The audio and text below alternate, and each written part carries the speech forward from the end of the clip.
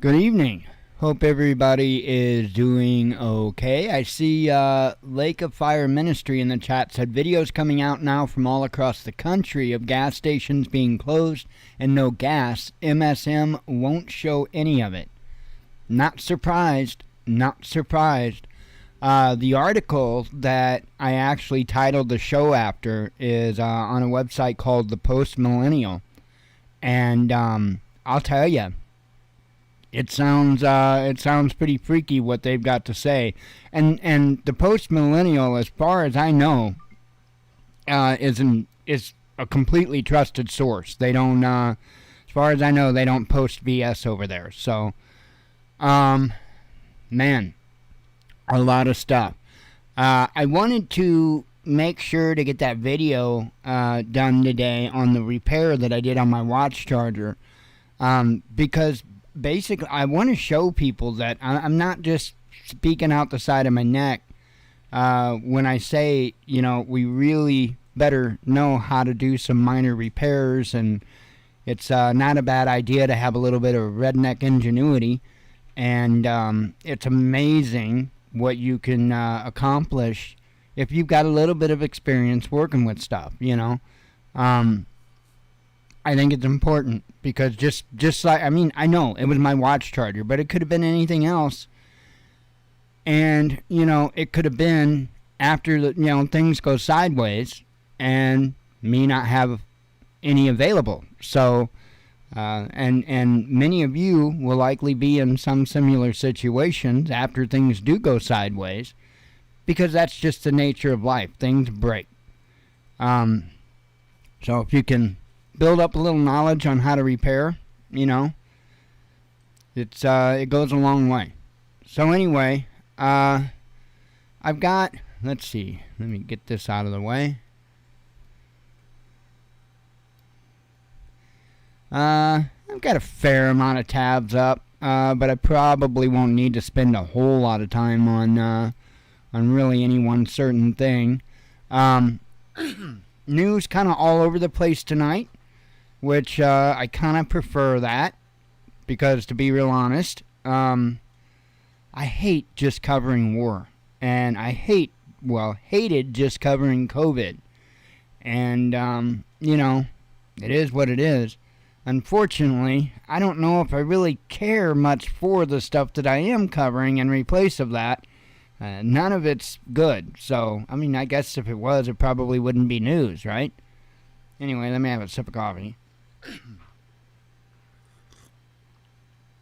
Okay, so let me go ahead and hop on over and see what they have to say, because they're, confirming some of the gas shortages that Lake of Fire Ministry had stated in chat there.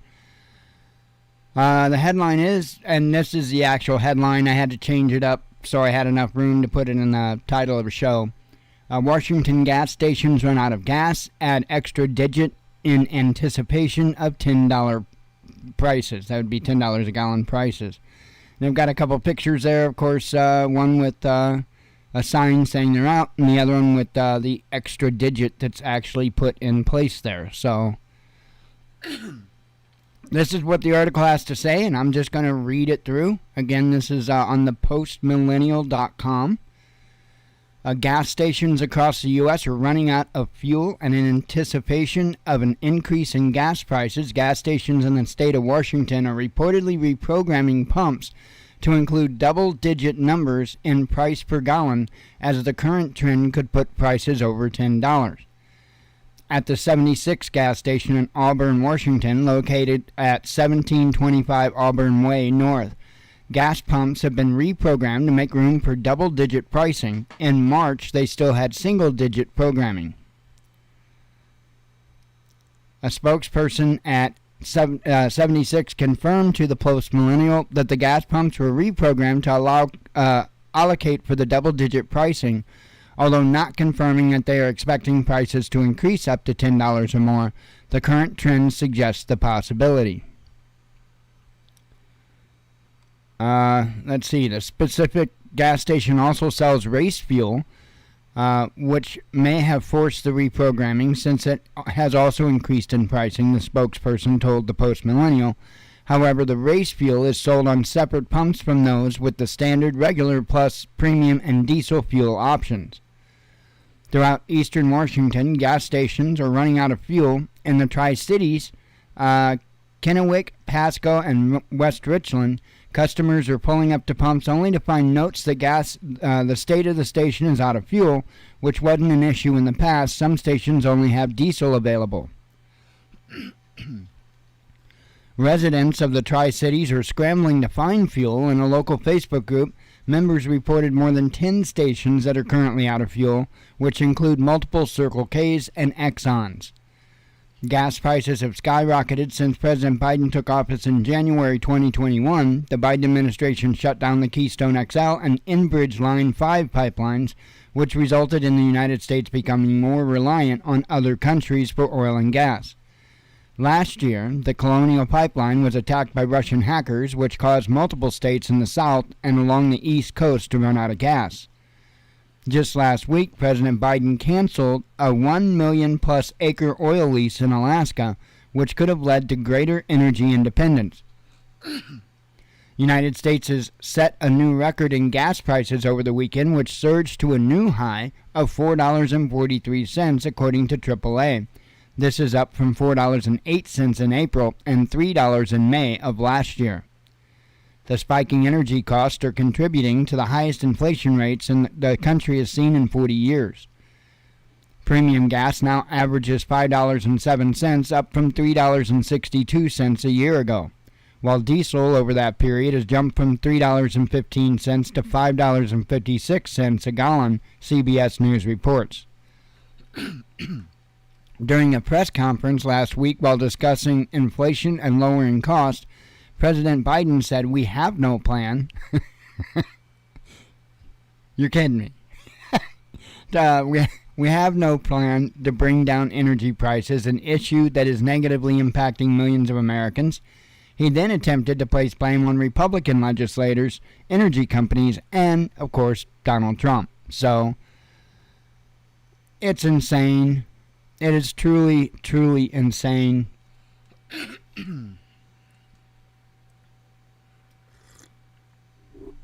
But, as old Billy would say, but wait, there's more. If you think that's bad, affordable housing plan aims to bring down high cost of living. Now, I want to read this to you, and I want to point out the obvious is all, really. Says, the government wants to help renters and renters and homeowners with rising housing costs. The Biden administration announced a new affordable housing plan on Monday. Deputy National Economic Council Director Bharat Ramamurthy, I think it's Ramamurthy,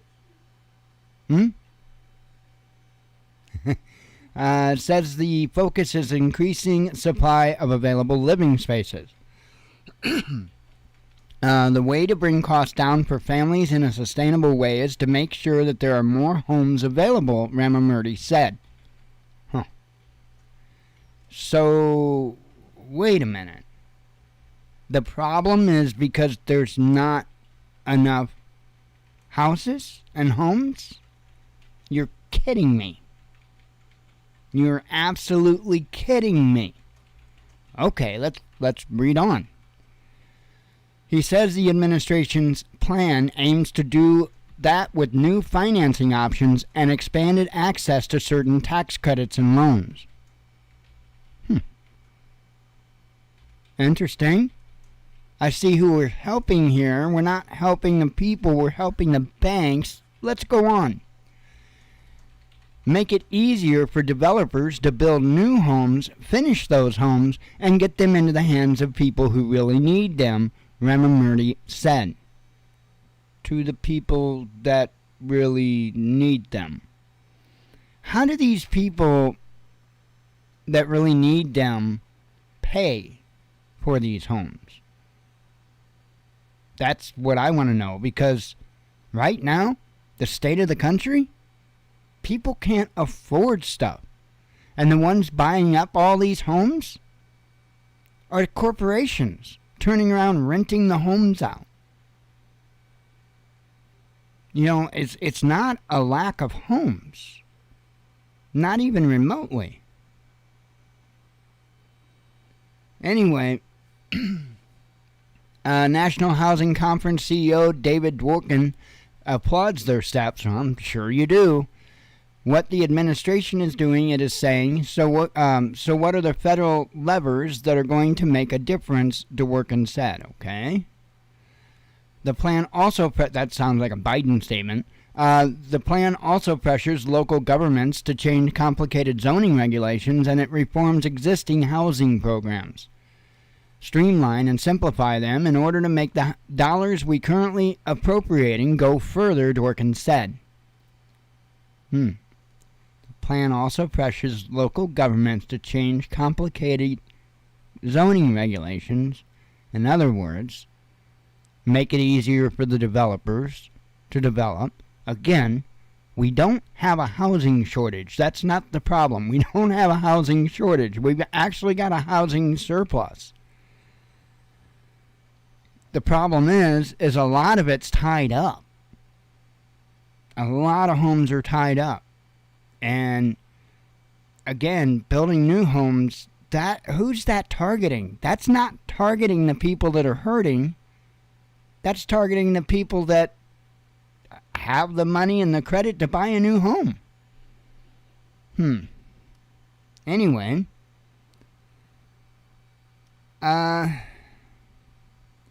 Here we go. In addition, President Joe Biden is asking Congress to pass legislation that tackles the issue of affordable housing. Here we go. There are certain things we can only do with a Congress, and one of those things is to make significant changes to our tax code, Ramamurti said. Again, we are helping. The only ones that we're helping here is the businesses. We are not helping the people. We're helping the businesses. We're helping the banks. We're helping the developers. But we're not helping the people. The Biden administration is pushing for lawmakers to expand the low-income housing tax credit and pass the Neighborhood Homes Investment Act. They have bipartisan support, and there is no reason why they could be taken up on their own, Dworkin said. He cautions that there is no magic wand for housing, so these efforts will take time. I love how they always say that stuff, right? We're going to do this, this, and this, and this, but don't expect it to do, any major change or anything like that. Boy, Operation Warp Speed sure got us a vaccine awful quick, did it not? But they can't manage to, write some stuff up and sign a paper? I mean, as far as I've seen, Biden, Trump, Obama, Bushes, all of them, Clinton, they're real good at signing their names. Anyway, says regardless of when it happens, if we make this investment now, it will absolutely make a difference. And I think what we need, that's what we need, what we have to be thinking, Dworkin said. Right now, the administration believes there's a shortfall of about 1.5 million homes, and their plan is aimed at closing that gap in 5 years. So, and again, they're not trying to get you to move in your own little independent home. They're trying to get you to move into they're trying to force you. Let me correct my statement. They're trying to force you in these little crackerjack apartment buildings in these big cities. That's where they want you. They are not trying to help build homes for you. What I think this is a golden parachute to developers and to the banks. And I think that is all this is a golden parachute. Because again, by cutting the taxes and by doing all these other things, the only ones that you're going to be doing anything differently for would be the people that have the credit and can afford to buy the homes. That's not where the problem is. The problem with housing is the people that can't afford to buy homes. Plain and simple. Plain and simple. And if you stop corporations like, BlackRock or whatever, from buying up all of these properties, well, you can't, that's capitalism. No, that's monopolism. and we need to start reinforcing the monopoly laws in this country, the anti-monopoly laws. So anyway, I'll get off my soapbox with that, but that is what came out with this whole housing thing. Anyway,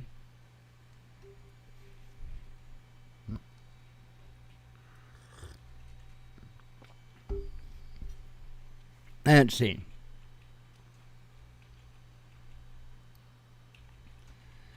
And I ran across this today, and I thought, great. 2 children admitted to Tennessee hospital due to nationwide formula shortage. It's pretty much exactly what it sounds like. At least 2 children in Tennessee are being treated at the hospital due to the nationwide formula shortage. According to WMC, neither doctors nor their families could find the formula these children need on store shelves. So the doctors, families, nobody could find it anywhere. Officials say both children are at Le Bonheur, and I'm sure I said that wrong, Children's Hospital in Tennessee. They both have special medical needs, and the normal formula they use is out. This is a crisis for us in healthcare, said Dr. Mark Corkins, a pediatric gastroenterologist. I know I said that wrong. I can't say it. At Le Bonheur Children's Hospital. Corkins is currently treating the 2 hospitalized. He says is preschool age, and the other is a toddler, and both are living with intestinal conditions. This is not every child, not normal children, but literally the formula recall has led to these children requiring hospitalization, Corkins said. According to Corkins, the children's bodies did not tolerate the switch to a different formula when their parents could no longer find the formula they normally use. Now doctors are treating the children with IV fluids and nutrition until formula becomes available. I mean, in my opinion, that's horrific. That is absolutely horrific. This recall started in February. Well, I won't go into all the backstory. You know that. But this is nuts. And, you know, if you've never been around or had a colicky child, just as an example, you may not know. But I have had a colicky child. And if you don't have the right formula, there is none of that. You have to have the right formula, because if you give them just any old formula, man, it starts bloating them, and they get stomach aches and cramps, and of course you can't feel the child, but you can hear the child, and the screams. That child has to just be in intense pain, and it's no good, and that's, I know, and so that my heart hurts when I hear about this, because I personally know how important that formula is. And man, it should have never been able to get to this point. But that's hindsight, and that's whatever, but ain't helping the situation. But I mean, yeah, it should never have been allowed to get to that point. We should have secured that stuff. Oh, and we should have not sent a bunch to the border and a bunch to Ukraine. That may have helped too. But, you know, who'd have thunk it? Americans paying record prices at the pump. Of course, you already know this. I'm not going to go through all the numbers. You guys hear this stuff 5 million times already each day. So, crazy. And I don't see it going down. And I do think that we could very likely see it break that $10 mark, even possibly within the year. I really do see that as a big possibility, because I see a lot of stuff happening, and I think it's going to compound. So I don't think there'll just be high prices. I think there'll be shortages, and as a matter of fact, I think it'll turn into rationing, the actual rationing like they had back in World War II. I believe that's where we're headed. We shall see. And it's crazy, because it could be prevented. That's the part that gets me. All of this could be prevented if these jackwagons in office would stop with their damn ideals and just get this country back on its feet, and then let's work on your ideals. But right now, a lot of people are suffering, and they're going to continue to suffer, and things are going to get worse. All because we've got two groups of people with tons of money to spend, tons of power, and they're just trying to force their ideals on all of us. And that's, I don't want to be associated with either side. Speaking of red team and blue team, I don't want associated with either one. No. I don't do the lesser of two evils. If it's evil, I don't touch it. Plain and simple. Anyway, company buying Trump's social network, it warns investors. So, and again, I'll read a little bit, I guess. Special Purpose Acquisition Company Digital World Acquisition Corporation, or DWAC, has, I'll call it DWAC, has alerted potential investors that the man behind his prized product, former U.S. President Donald Trump, has been associated with a long list of failed businesses ahead of a planned merger between the company and Trump Media and Technology Group. That's a fact. DWAC, which has raised over $1 billion ahead of the deal, detailed the risk to investors in a merger document released on Monday ahead of the long-delayed merger. A number of companies that were that were associated, with President Trump had filed for bankruptcy. The filing warns, mentioning Trump University, Trump Vodka, Trump Steaks, Trump Shuttle, and Trump Mortgage. TMTG only lost about $59,000 last year, according to the filing. Additionally, the company reminded those investing in owning a piece of the real estate mogul turned politician that Trump was involved in numerous lawsuits and other matters that could damage his reputation. Indeed, the primary reason the formerly Twitter-addicted Trump launched the Truth Social platform was his removal from every other major social media site following the January 6th Capitol riot in 2021.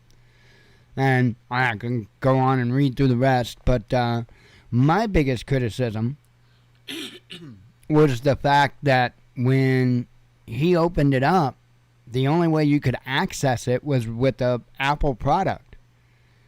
And I want nothing to do with an Apple product. And that's the only way that you could access Truth Social.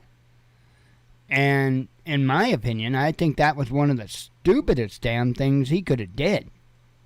But that was almost like planning to fail, okay? Because you've got a fair amount of people that are like me, they won't touch Apple. On the same token, you got a fair amount of people that don't want to bother with either Apple or Android. They would rather have a web browser. And I am one of those. I'll raise my hand right here. I'd much rather have a web browser than I would an app. I hate using the phone. And so I will say I checked back again today because I have been checking to see if he ever gets the Android app done. And no, the Android app isn't done. However, it did give me an option. Of course, you don't see it now because I'm logged in. But it did give me an option to go ahead and create an account. Now, initially, when they opened the site up, it had the button there, and you tried to do it with the computer, it would fail. It wouldn't process. It wouldn't work. However, today, it went right through, and I didn't have to get on a waiting list or anything like that. I just put in all my information, and boom, boom, boom. So I am now on the honeypot known as Truth Social, and I'm just going to call it what it is. I mean, I'm not going to be any different on Truth Social than anywhere else. In fact, I don't really plan on actually putting anything on it at this point.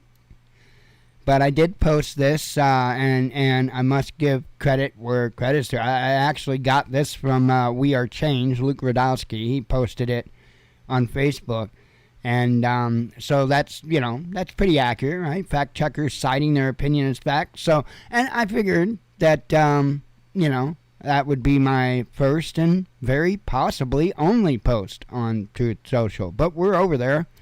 Anyway, we're at the Watchman News, so...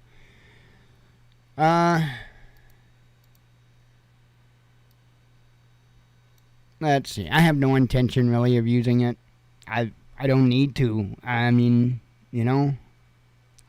Twitter, I don't get in trouble with Twitter. I've been in trouble with Twitter, and I really don't understand why I got in trouble. Well, I do understand, but I don't understand their true basis. I mean, the fact of the matter is, it was like, what, January 5th or something, the day before the inauguration, and I got a suspension from Twitter. It's like, oh, nice, thanks. I don't know, I did a video on it, so, but, whatever, that's the only problem I've had on Twitter. And all I do is post news articles. So, it is what it is.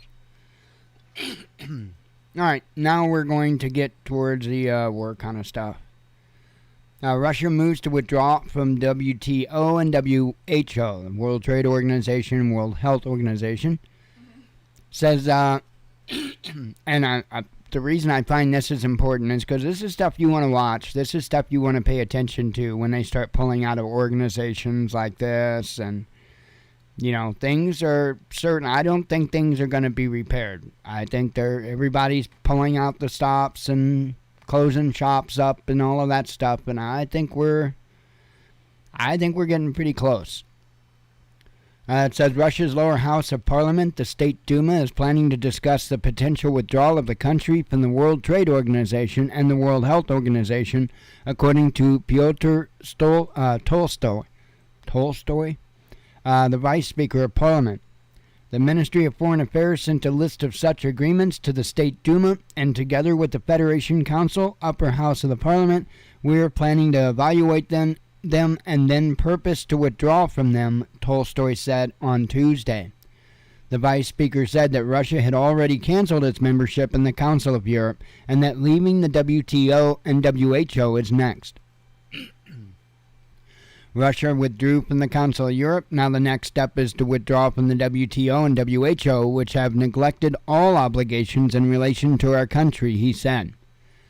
Tolstoy added that the government is expected to revise Russia's international obligations and treaties that do not currently bring any benefit but directly damage the country. In April, Russian President Vladimir Putin said that the illegal restrictions placed on Russian companies by Western states run counter to WTO rules and told the government to update Russia's strategy in the organization by June 1st. A decision came amid the sweeping Western sanctions imposed on Moscow over its military operation in Ukraine launched in late February. Since then, Russia has been subjected to around 10,000 targeted restrictions, making it the world's most sanctioned country. So, let me have a sip of coffee.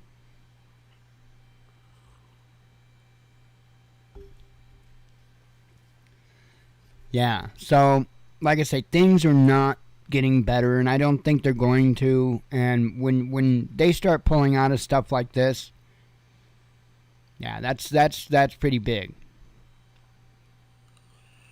This is beyond pulling, your people in your consulates and all that stuff. This goes beyond that, actually. They do a lot of that when they start, pulling troops and closing down, their consulates and all that good stuff. When they do that, a lot of that's a show. Many times that's like a diplomatic show more than anything. That's the dog barking. But these are different. These are actual organizations that are supposed to be for the betterment of the world, and we all know, but nonetheless, them pulling out of it is saying we're not going to, play your reindeer games. And then one foggy anyway. Putin came to say, Biden, with your mind so fogged. Sorry, I'll move on. West conducting war against Russia, says Kremlin. This here says Western powers opposing Russia and Ukraine could be considered enemies waging a war against the state, Kremlin spokesman Dmitry Peskov said on Tuesday. He pointed out that economic sanctions, the arming of Ukrainian nationalists, and giving them intel to attack Russian troops all amounted to acts of war. Sure, we are still using the mild term unfriendly states when referring to them, Peskov told an educational forum. He cited the decision to freeze Russian foreign reserves that the country kept in the Western financial institutions in discussions about giving the money to Ukraine as an obvious attack on property rights, the cornerstone of Western civilization. That was money that you and I own, Peskov told the audience. It was stolen from us. It is being stolen from us. Russia's opponents are playing more of a direct role in their attempts to hurt Russia in their hybrid war, the official said. Not only American, but also British military advisors are telling armed Ukrainian nationalists what they should do and provide intelligence to them, he explained. Foreigners are also helping Ukrainians smear Russia's reputation amid the hostilities, Peskov added. They stage provocations that are on occasion so bloodthirsty that a human conscience can't imagine them, he insisted. He explained that he was referring to a town of Bucha and Kiev's claims that Russian troops had committed war crimes while they controlled it. Moscow has accused Kiev of fabricating the evidence. It's clear that Ukrainian specialists would not be able to do it with such professionalism. An army of PR companies, TV crews, and information warfare advisors are working for them, he said. And, you know, the sad thing is you should anyway know that that's true. Watching all of the false flag chemical attacks, come on. The conflict didn't come out of the blue, Peskov noted, citing that it was early as 2005 when Russia created an English-language news outlet meant to air alternative viewpoints to Western audiences. It was met with resistance. If you compare RT to the Anglo-Saxon media empire, you'll see how small it is. But its effectiveness grew because of the alternative viewpoint, he said.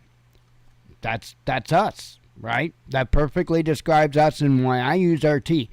The information, the data, is accurate. That, you know, obviously, at times there's spins on things. It is a Russian media outlet. But when there's not like rifts in between countries, RT goes after Russia. They do what journalists are supposed to do. You know, yes, they are playing a bit of propaganda with all of this stuff going on. But most of that is actually just in the op-ed stuff that they've got. A few articles here and there, yeah, propaganda. Most of it is actually labeled op-ed, and I respect them for that. I do. But anyway, I agree. You know, what the West is doing is definitely directions of war.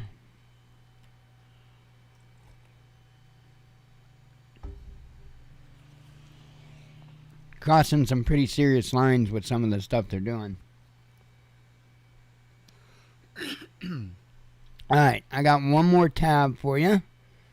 I guess we should say hip hip hurrah for the Pentagon, because they conducted a hypersonic weapon test successfully. Well, at least they claim.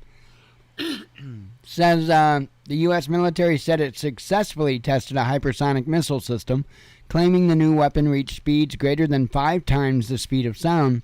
It marked the first successful launch of the prototype following 3 failed tests. The Air Force announced the test on Monday, saying it was conducted over the weekend near Edwards Air Force Base in California.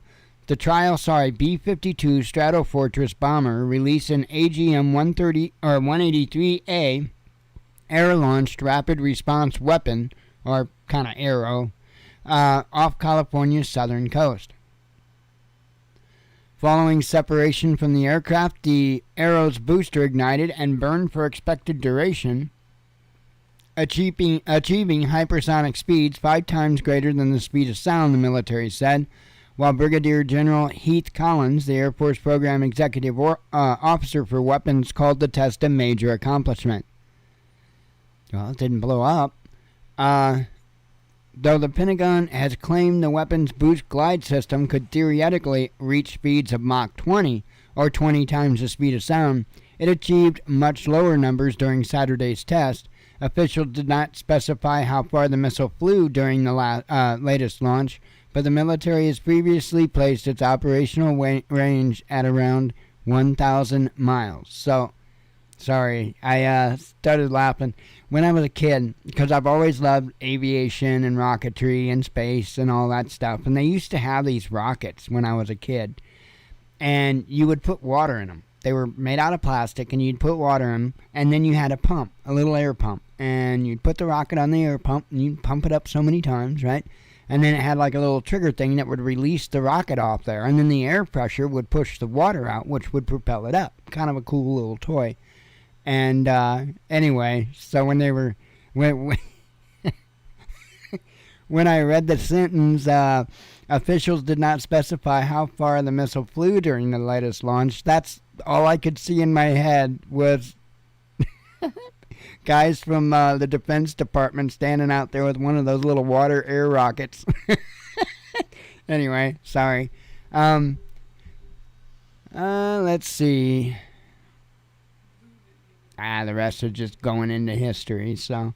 But, yeah, they supposedly successfully tested it. Whether they did or not, who knows. I haven't seen anything out of, RT hasn't posted anything. I haven't checked Sputnik, to be totally honest. Here's the thing.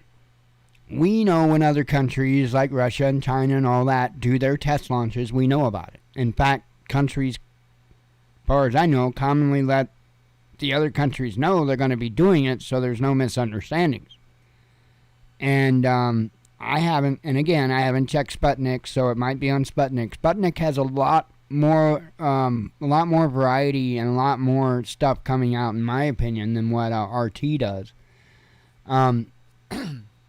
They may have said something about it, but I know RT, other than this, RT hasn't said anything about, like, the Russian defense folks detecting it or anything like that.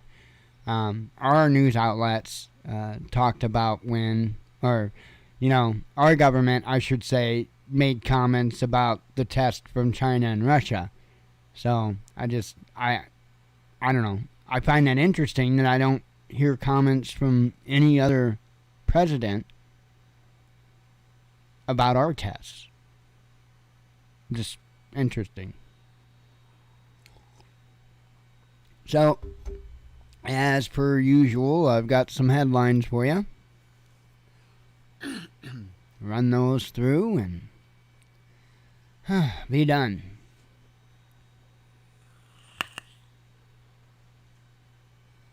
Crazy, crazy times. This is tasting mighty fine.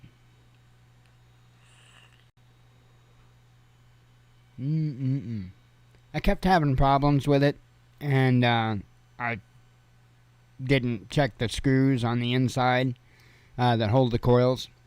Yeah, they were loose.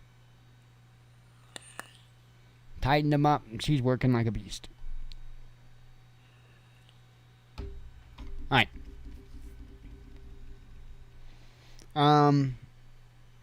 All of these are from this, or at least I put out this morning. Starting at that, anyway. NATO members make new security vows to Finland and Sweden. And there's going to be a lot of important headlines in here that I didn't have up to talk about. Because again, I don't want to sit there and keep beating the dead war horse, cover that. British volunteer says he was manipulated into joining the front line in Ukraine. Sweden submits formal application to join NATO. And now remember, regardless of them doing that, Turkey, is, at least at this point, has said they're going to withhold their vote in favor. And it has to be a unanimous vote of all 30 to allow them in. Bezos and White House trade jibes over inflation. NATO issues response to Turkish terrorism concerns. Covered that. Russia becoming one of India's top oil suppliers. Canada's indigenous communities seek reparations from Elizabeth II. Musk raises concerns over U.S. economy. A U.S. envoy weighs in on Ukraine NATO prospects. U.S. announces steps to combat shortage of baby formula, and we talked about that yesterday. I covered that. Major EU economy hit with surging energy costs. And again, not going to get any better because the situation is not improving. In fact, it's going to get much worse. For them over there, it's probably going to get kind of ugly for a while. Finnish parliament votes in favor of NATO membership. The confiscation of Russian assets will have consequences for global financial order, says analysts. Russia's neighbor mounts legal challenge to gas for ruble's demand. Russia responds to EU's offer on Ukraine's grain. Ursula von der Leyen accused of warmongering. Eurovision winners thank Pope for neo-Nazi evacuation. Ukrainian fighters at Azovstal surrender to Russia. EU's energy policy is economic suicide, says Putin. Musk names the real U.S. president. And that would be, this is what he says, the person that's controlling the teleprompter. Germany has lost final traces of independence, says Russia. Ukraine controlled by U.S. and U.K., says Russia. Yeah, that's correct. Covered that. Biden's approval rating hits new low, says a poll. And I didn't know it could actually get any lower. But, I guess somebody can pencil in some new marks or something. Germany comments on idea of seizing Russian government assets. Ukrainian troops holed up in Mariupol begin surrendering. The U.S. tells Europe to give more money to Ukraine. Yeah, give them more money. In fact, give them all money, and we'll keep ours.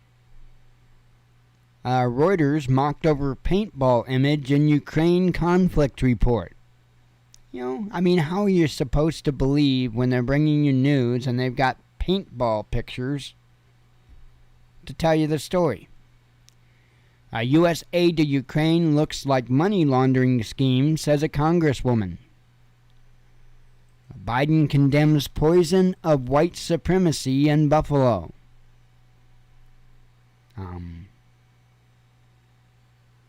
As I recall, Biden has said some pretty supremacist stuff. Western-backed coup thwarted, country says. EU won't let Ukraine run out of weapons, says a top diplomat. Good. As long as we can stop supplying them stuff, good. Thank you. West does not care about Ukraine and views it as expendable, Russia warns. And I agree. They're absolutely correct on that. A lawmaker arrested amid rape allegations. However, he hasn't been removed from public office. Cover that. Pentagon investigates itself and finds it did nothing wrong. And I know you're shocked. I know. But they did a very, very thorough investigation. And they're good. U.S. recruits ISIS terrorists to fight in Ukraine, Russian intel says. Turkey's list of demands to NATO revealed by Bloomberg. West used Ukraine as pretext for undeclared war with Russia, Moscow claims. And again, I have to agree with that. And that would be the end of the headlines. It's kind of a quick and easy night. I am going to get off of here, get trash out, and get ready for bed. So, hope you all have a good evening. God willing, we'll be back tomorrow. I hope to see you then.